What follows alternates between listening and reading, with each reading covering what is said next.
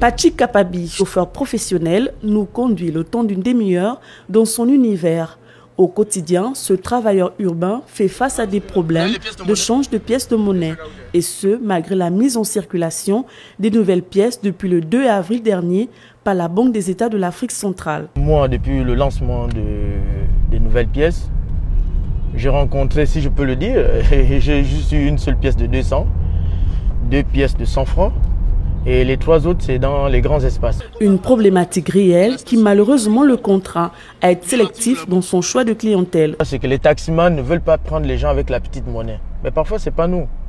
Ce sont les monnaies qui ne sont pas en circulation. Donc on est obligé au moins d'être avec les billets parce que les billets, c'est plus pratique. 500, on vous donne 1000 francs, on rend 500, c'est plus pratique. Mais la petite monnaie est importante. Pour prendre le taxi, il faut absolument avoir des pièces pour des petites distances, dans les taxibus, il faut impérativement avoir ces pièces.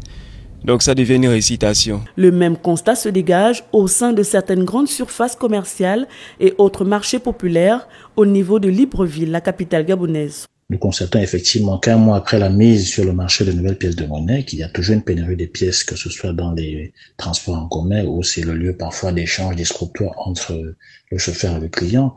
Tout comme dans les grandes surfaces où on nous ressort à chaque fois qu'il n'y a pas de monnaie. Si vous pouvez effectivement remplacer par d'autres produits, qui est effectivement une situation très gênante.